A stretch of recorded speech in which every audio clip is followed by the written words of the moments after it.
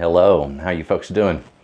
Hey, I've decided to do another one of my comments video. I had good responses on that one, and so I wanted to answer those people who responded to me on that video. But before I get into that, there is another person who has been in my comments, and it started about 9 months ago. 9 months ago, I put up a video on how to trim a brisket, and a person put some comments up on my channel on that video, and apparently YouTube took them down. Now, generally, I won't take down comments unless they contain spam or something like that. If there's a link in it, I'm going to take it down. Okay, but if it's just somebody being hateful, I don't care. I need that extra mix in my comments to bring a little more liveliness to it, you could say. So I like to just go ahead and let people speak their mind. However, YouTube and let's say Facebook, Twitter, all of the social media outlets are really tightening down on profanity, on hate speech, on anything that could be construed as something that would be anything that might get them in trouble with the masses, you might say. So they, you know, all of these outlets, all social media has a certain set of rules, and you got to abide by those rules. I can't show violent videos, okay, because they will take them down. All right, so I have to be careful in what I do. Of course, I just do cooking. It's not a big thing. It's not very violent. Anyway, on my how to trim a brisket, he had posted some stuff. I don't remember what he said, but apparently YouTube took that down. And then on one of the people that made a comment, he put other comments underneath that. And this guy named Juan, okay? So anyway, Juan has been going off on me, and I'm sitting here looking at his replies to this guy. There's like 1, 2, 3, 4, 5, 6, 7, 8, 9, 10. Yeah, 10 replies on this one thing, and they're all just dots, question marks, you know, series of dots, question, series of dots, question. So whatever was typed in there apparently didn't work, and it's not like I can edit people's anything that somebody puts in there. I can't do that. But so anyway, it's still there, and it's under let's see, the channel name would be Just Me 77, and so that's and he said, you know, this is a guy that was responding to how to trim a brisket. He said, think of those meat grains as rubber hoses. If you cut along the grain, you will be biting into hoses. Cut against the grain, and you will be biting into the hose cut up in small pieces. I saw Alton Brown on his show say this once. Okay, so this guy is quoting another chef that said basically the same thing I was teaching on my how to trim brisket, and apparently Juan had something bad to say about that. So whatever it was, there was 10 comments there, and there's, well, I'll just let y'all look at it for yourself. So that was how to trim brisket. Okay, but anyway, Juan, later on down the road, you know, it was like in December, I posted a chocolate chip cookie recipe, and Juan puts up a video or a comment in there that says, I will sue you soon.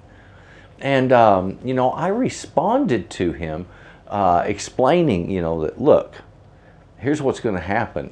You know, you can't copyright recipes. You can copyright a recipe book, but the recipes in it just freestanding by themselves, you can't copyright that. And folks, there's a reason for it. The Library of Congress will not copyright a recipe because all they will copyright is what's considered a unique piece or a work of art. In other words, a picture, a painting, a book, a poem. Those are all unique works of art. But a description and instructions for how to create food is not. Now, the food that gets created, if it's done in an artistic way, that can be construed as art. And if a picture of it is put up that wasn't, that didn't have permission from the chef can actually sue the person that took that picture. All right, under copyright law. Also, the picture itself then becomes art by the person that took it. So you have that copyright in application as well. However, a recipe, you can't copyright a recipe. Good example, Nestle Toll House cookies. They have put a trademark on the name Toll House, okay?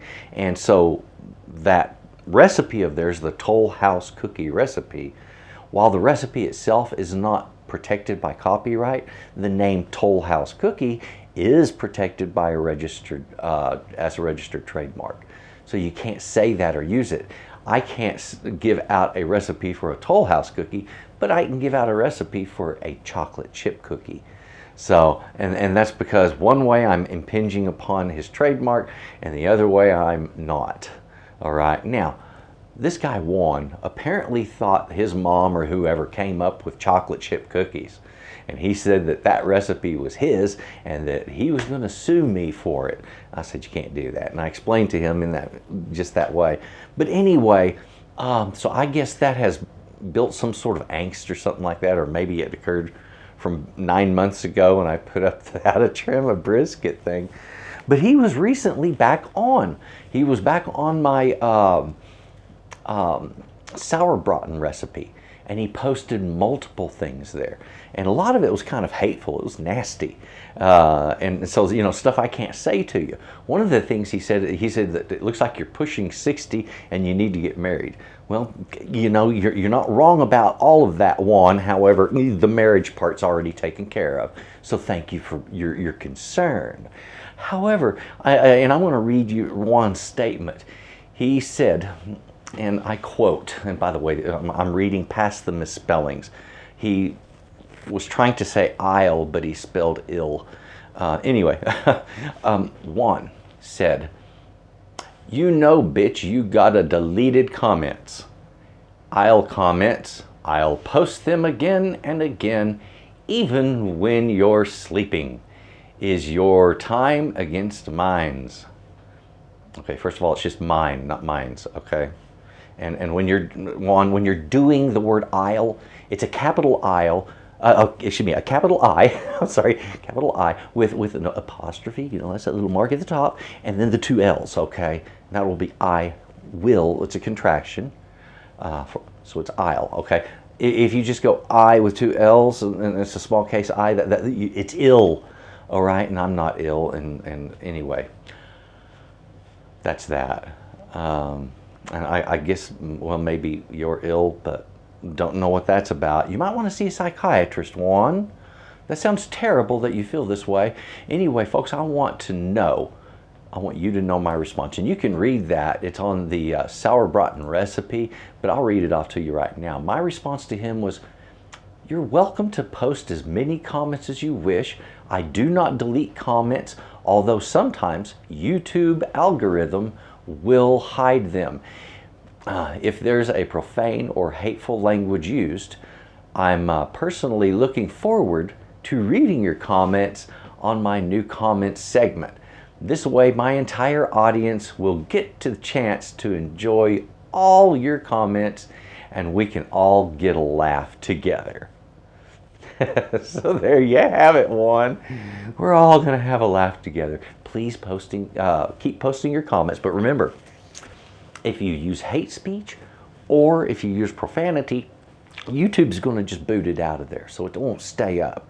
So put something in there that makes sense and get in my comments. Go right ahead. Now, I want to move right on to what was said the last time I did a comments video. And this is really cool. So anyway, Uncle Hubert, want to say thank you very much, dude. Look, you're in my comments a lot, and you have been for quite some time now. And it's flattering. It's appreciated. You're cool. Thank you for doing that. Anyway, he said, "You keep coming up with new formats, and I'm loving it.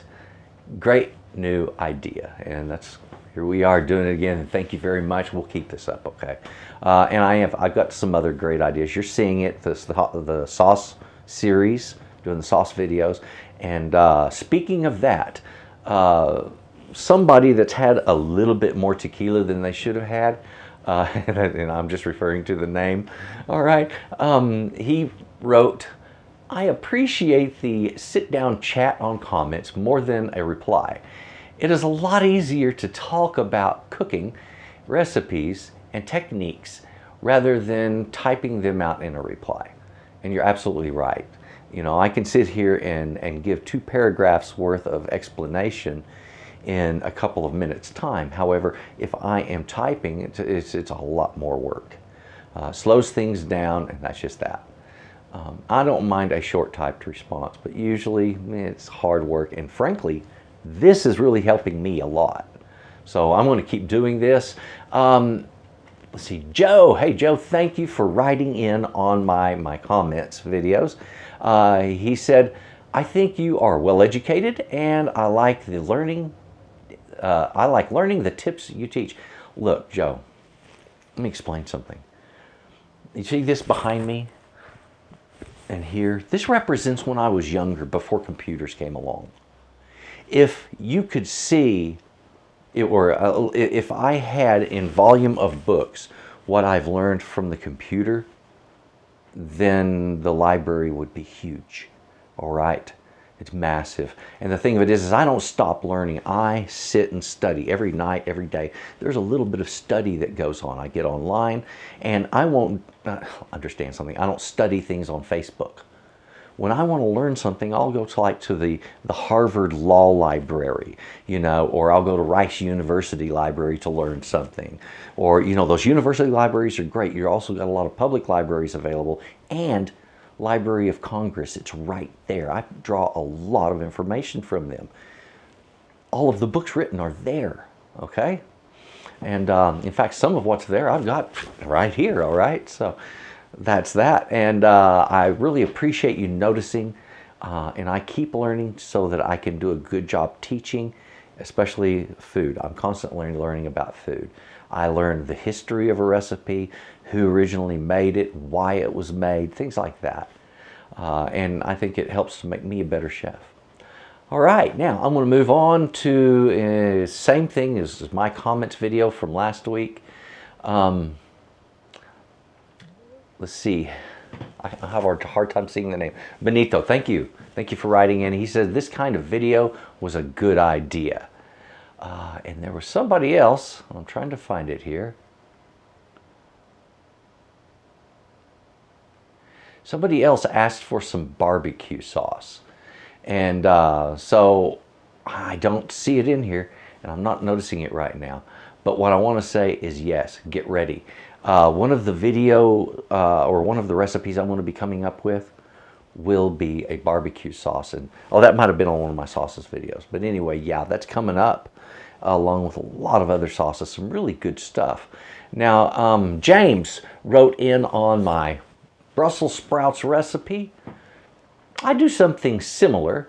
I cut them in half for a quicker cooking time. Then add chunks of fresh garlic towards the end and fresh lemon juice. Sounds good. It's a neat way to do a Brussels sprout. You know, there's a lot of ways of really making that Brussels sprout pop, and it almost always involves adding some acid, which you've done, your lemon juice, and you know, bringing in some other unique characters and flavors. The garlic tastes good on almost anything. Our palate loves it. So, good idea there. Appreciate you writing in. Please write in more. David, thank you very much for writing in on the same thing. David said, very good demonstration. Thank you. Let's see. I think you mentioned you've worked in restaurants. Did you serve these, or did you serve this method? I'm just wondering if you might plate them, or how you might plate them to give them a little pizzazz. Thanks, and have a great week. Sorry my hard time reading that. I've got a lot of light in my face, and it's hard to read a dark screen over there. So here's the thing.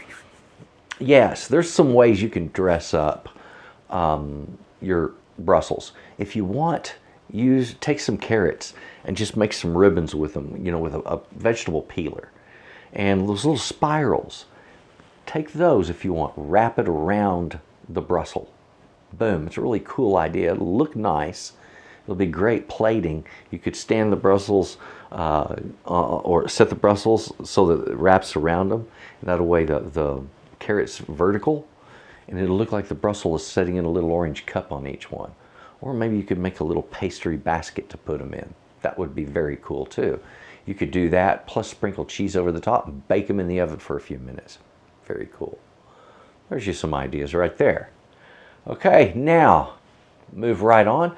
On that same recipe, which is the Brussels sprouts, Uncle Hubert, thank you for writing in again, appreciate it. He said, the only people in my book who are entitled to reject Brussels sprouts are small children. That sweet, bitter balance is just goodness. Well, maybe though, I'm a culinary masochist. Maybe you are. Look, the Brussels are fantastic. When they're cooked right, they become sweet. When they're not, they're bitter. If you've had Brussels and they're bitter and they're just never good, or maybe they're hard, okay, you didn't have good cooked Brussels. They should be sweet and tender and have a nice savory bite to them on the side. That's a good Brussels. All right, so thank you, Uncle Hubert. Appreciate you writing in, and please keep in touch. I do appreciate that. On brown gravy, what is her name? Rose said, oh, yum. Thank you. You're very welcome, Rose. Brown gravy isn't tough. It just takes a moment to make. Okay, Simon. Now, Simon is a guy that's been writing in for quite some time to Texas Cooking Today. And Simon, here's my chance to say thank you for doing that. I really appreciate you keeping it up and for you knowing what's going on. Simon, you wrote in, what is your favorite sauce? I've been thinking and wanting to make my own sauce, my own hot sauce or barbecue sauce. Would you be up for making a show on a variety of either of those next? You're awesome, and I'd greatly appreciate it. Thank you. Absolutely. And that was, okay, that was the person I was talking about that wrote in asking about sauce, and it was on my brown gravy. Simon. So, yeah, I remember these things. Simon, thank you for writing in. Yes, I'm going to be doing barbecue sauce.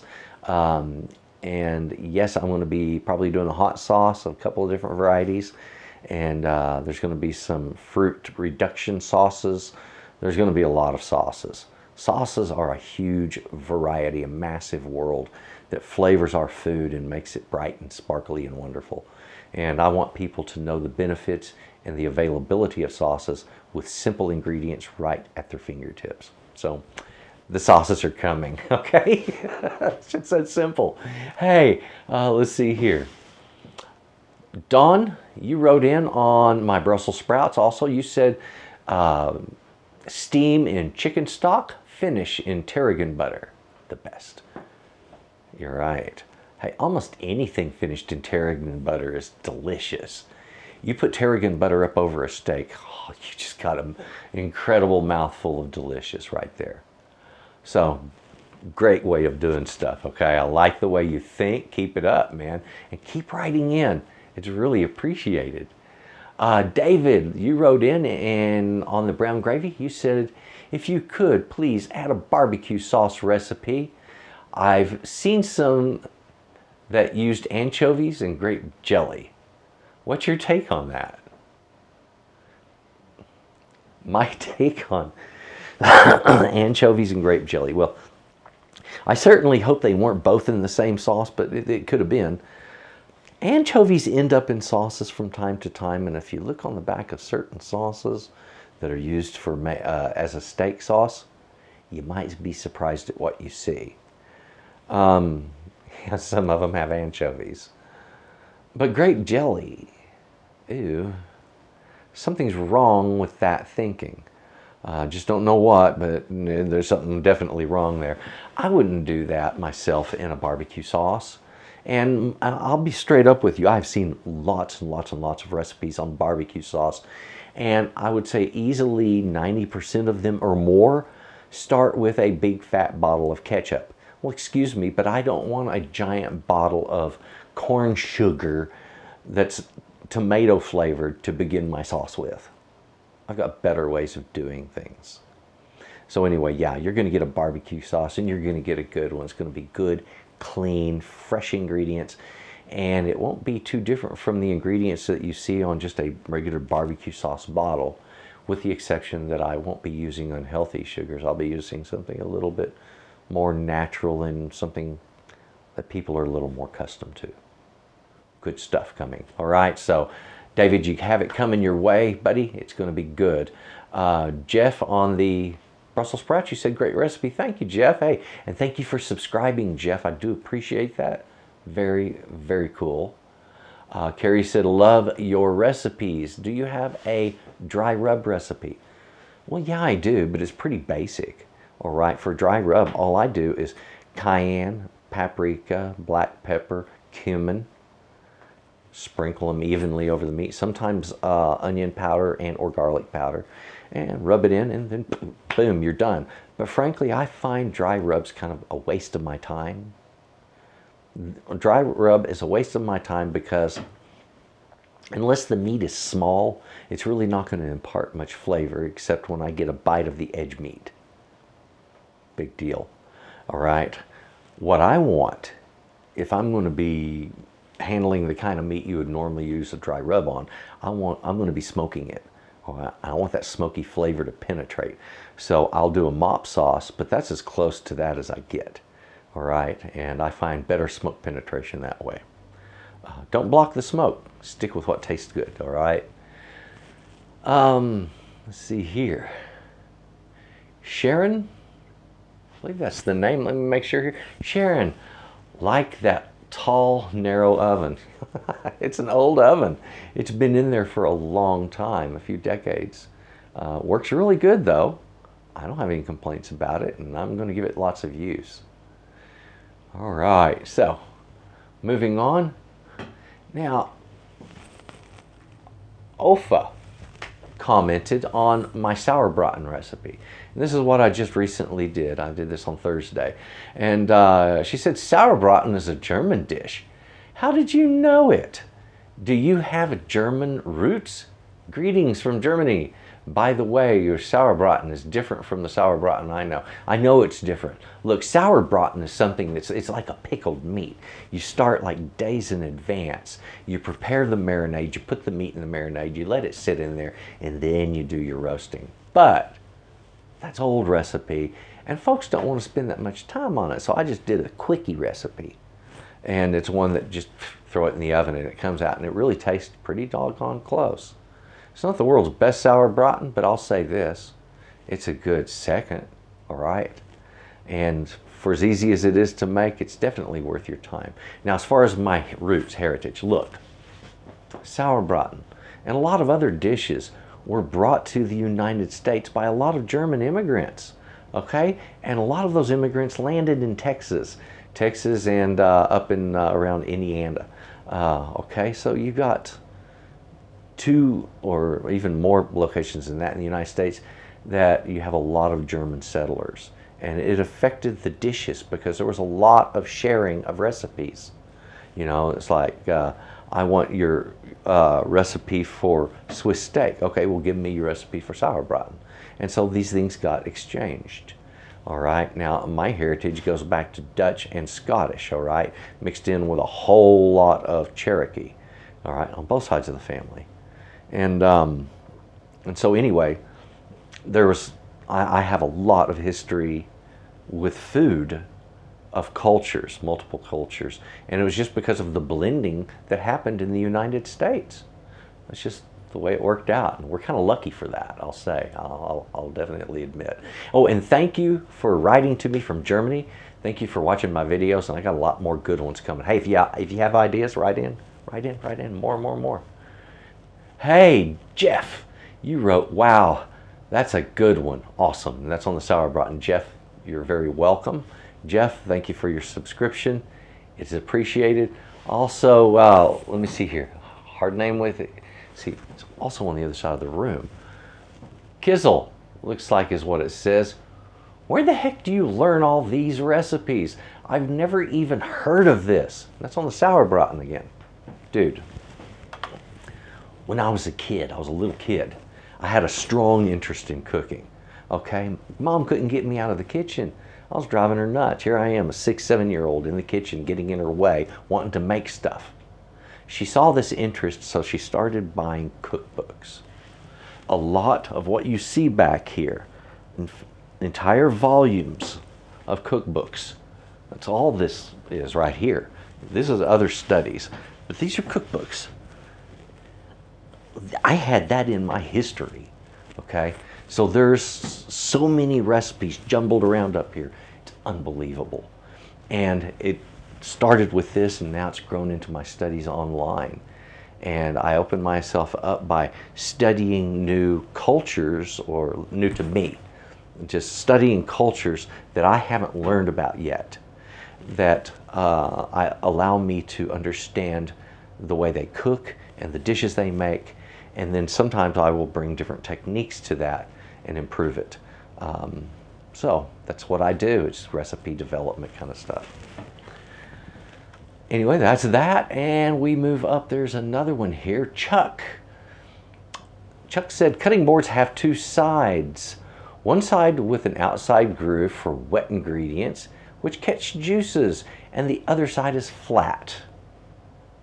Why do you chefs always use the grooved side for non-wet ingredients, like onions, and not the flat side? Okay, now what he's referring to is on my Sauerbraten recipe, when I was cutting a red onion. I just pulled a cutting board out and set it up there and went to cutting the onion. Well, here's the thing. I wasn't picking sides. I just set it there. I didn't care what side was face up. And yeah, Jeff, I do use both sides on my boards. Most of the time in the past, I have taught on colored boards. So you would see like a green board for cutting an onion and a red board for cutting red meat. And I might go back to doing that soon. But yeah, I do have dedicated sides to my cutting boards. But if I'm only going to cut one item and the board's clean, I don't care what side is face up. That's the reason that happened. Okay? It's that simple. All right, Don. Don wrote in and he said, I used to make this at the Great House Restaurant in Nashville, Tennessee. Our method was a little different, though. Our Sauerbraten was marinated for a week. Now, see, that's more like your more like the way it's done. All right, and for a classical style. Anyway, while not as popular as Hossenpepper or pig knuckles, it was a good seller. Also made a, I can't tell what kind, it's a type of schnitzel that he had wrote, that had similar gravy, but without vinegar.